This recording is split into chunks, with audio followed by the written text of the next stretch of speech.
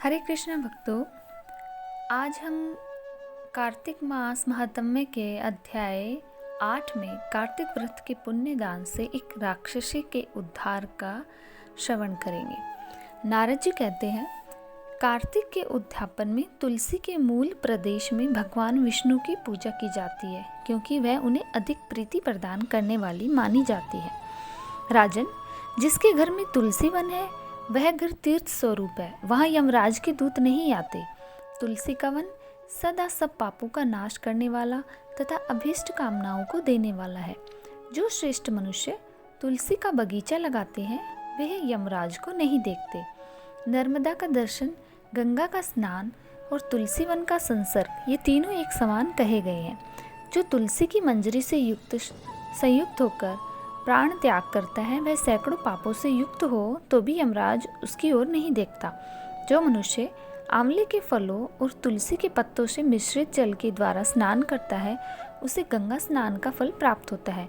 पूर्व काल की बात है, साह पर्वत पर करवीरपुर में धर्मदत्त नाम से विख्यात कोई धर्मज्ञ ब्राह्मण थे। एक दिन कार्तिक मास में भगवान विष्णु के समीप जाकर जागरण करने के लिए वे भगवान के मंदिर की ओर चले। उस समय एक पहर रात बाकी थी। भगवान की पूजन की सामग्री साथ लिए जाते हुए ब्राह्मण ने मार्ग में देखा कि एक भयंकर राक्षसी आ रही है। उसे देखते ही ब्राह्मण भय से थर्रा उठे। उनका सारा शरीर कांपने लगा। उन्होंने साहस करके पूजा की सामग्री तथा जल से ही उस राक्षसी के ऊपर प्रहार किया। उन्होंने हरि नाम का स्मरण करके तुलसी दल मिश्रित जल से उसको मारा था, इसलिए उसका सारा पातक नष्ट हो गया। अब उसे अपने पूर्व जन्म के कर्मों के परिणाम स्वरूप प्राप्त हुई दुर्दशा का स्मरण हो आया। उसने ब्राह्मण को दंडवत प्रणाम करके इस प्रकार कहा, हे ब्राह्मण, मैं पूर्व जन्म के कर्मों के फल से इस दशा को पहुंची हूँ। अब कैसे मुझे उत्तम गति की प्राप्ति होगी? धर्मदत्त ने पूछा, किस फल के कर्म के फल से तुम इस दशा को पहुंची हो? कहाँ की रहने वाली हो? तुम्हारा नाम क्या है और आचार व्यवहार कैसा है? ये सारी बातें मुझे बताओ। कलहा बोली, हे ब्राह्मण, मेरे पूर्व जन्म की बात है। सौराष्ट्र नगर में भिक्षु नामक एक ब्राह्मण रहते थे। मैं उन्हीं की पत्नी थी। मेरा नाम कलहा था और मैं बड़ी क्रूर स्वभाव की स्त्री थी। मैंने वचन से कभी अपने पति का भला नहीं किया, उन्हें कभी मीठा भोजन नहीं परोसा, सदा अपने स्वामी को धोखा ही देती रही। मुझे कलह विशेष प्रिय था, इससे मेरे पति का मन मुझसे सदा उद्विग्न रहता था। अंतोगतवा उन्होंने दूसरी स्त्री से विवाह करने का निश्चय कर लिया। तब मैंने विष खाकर अपने प्राण त्याग दिए। फिर यमराज के दूत आए और मुझे बांधकर पीटते हुए यमलोक ले गए। वहाँ यमराज ने मुझे देखकर चित्रगुप्त से पूछा, चित्रगुप्त, देखो तो सही इसने कैसा कर्म किया। जैसा इसका कर्म है उसी के अनुसार शुभ या अशुभ ये प्राप्त करे। चित्रगुप्त ने कहा, इसका किया हुआ कोई भी शुभ कर्म नहीं है। ये स्वयं मिठाइयाँ उड़ाती थी और अपने स्वामी को उसमें से कुछ भी नहीं देती थी। इसने सदा अपने स्वामी से द्वेष किया, इसलिए यह चमगादुरी होकर रहे, सदा कलह में जीवन व्यतीत करे।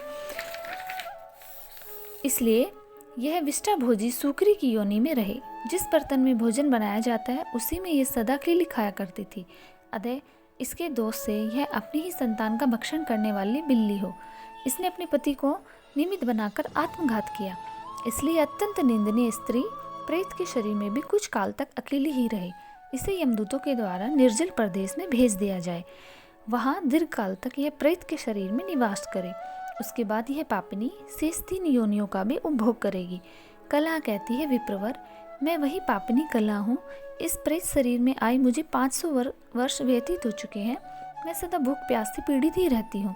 एक बनिए के शरीर में प्रवेश करके मैं इस दक्षिण देश में कृष्णा और वेणी के संगम मत आई हूँ। जो ही संगम तट पर पहुंची तो ही भगवान शिव और विष्णु के पार्षदों ने मुझे बलपूर्वक उसके शरीर से दूर भगा दिया। तब से मैं भूख का कष्ट सहन करती हुई इधर उधर घूम रही हूँ। इतने में ही आपके ऊपर मेरी दृष्टि पड़ी है। आपके हाथ से तुलसी मिश्रित जल का संसर्ग पाकर मेरे सब पाप नष्ट हो गए हैं। हे द्रुजश्रेष्ठ, अब आप ही कोई उपाय कीजिए। बताइए, मैं इस प्रेत शरीर से और भविष्य में होने वाली भयंकर 3 योनियों से किस प्रकार मुक्त होंगी। कलहा का यह वचन सुनकर द्विज श्रेष्ठ धर्मदत्त ने बहुत समय तक सोच विचार करने के बाद कहा, तीर्थ में दान और व्रत आदि का सत्कर्म करने से मनुष्य के पाप नष्ट हो जाते हैं। परंतु तू तो प्रेत के शरीर में है, अतः उन कर्मों को करने की अधिकारिणी नहीं है। इसलिए मैंने जन्म से लेकर अब तक जो कार्तिक का व्रत किया है उसके पुण्य का आधा भाग मैं तुझे देता हूँ, तू उसी से सद्गति को प्राप्त हो जा। यूँ कहकर धर्मदत्त ने द्वादशाक्षर मंत्र का श्रवण कराते हुए तुलसी मिश्रित जल से जो ही उसका अभिषेक किया, त्यों ही वह प्रेत योनि से मुक्त हो प्रज्वलित अग्नि शिखा के समान तेजस्विनी और दिव्य रूप धारिणी देवी हो गई और सौंदर्य में लक्ष्मी जी की समानता करने लगी। तदंतर उसने भूमि पर दंडवत गिरकर ब्राह्मण देवता को प्रणाम किया और हर्ष गदगद वाणी में कहा, हे द्विजश्रेष्ठ, आपके प्रसाद से आज मैं इस नरक से छुटकारा पा गई हूँ। मैं पाप के समुद्र में डूब रही थी, आप मेरे लिए नौका के समान हो गए हो। वह इस प्रकार ब्राह्मण से कह रही थी कि आकाश से एक दिव्य विमान उतरता दिखाई दिया। यह अत्यंत प्रकाशमान और विष्णु रूपधारी पार्षदों से युक्त था। विमान के द्वार पर खड़े हुए पुण्यशील और सुशील ने उस देवी को उठाकर श्रेष्ठ विमान पर चढ़ा लिया। तब धर्मदत्त ने बड़े विस्मय के साथ उस विमान को देखा और विष्णु रूप धारिणी पार्षदों को देखकर साष्टांग प्रणाम किया। पुण्यशील और सुशील ने प्रणाम करने वाले ब्राह्मण को उठाया और उसकी सराहना करते हुए कहा, हे द्विजश्रेष्ठ, तुम्हें साधुवाद है, क्योंकि तुम सदा भगवान विष्णु के भजन पर तत्पर रहते हो, दीनों पर दया करते हो, सर्वज्ञ हो और भगवान विष्णु के व्रत का पालन करते हो। तुमने बचपन से लेकर अब तक जो कार्तिक व्रत का अनुष्ठान किया है उसके आधे भाग का दान करने से तुम्हें दूना पुण्य प्राप्त होगा और इसके सैकड़ों जन्मों के पाप नष्ट हो गए हैं। अब यह बैकुंठ धाम में ले जाई जा रही है। तुम भी इस जन्म के अंत में अपनी दोनों स्त्रियों के साथ भगवान विष्णु के बैकुंठ धाम में आओगे।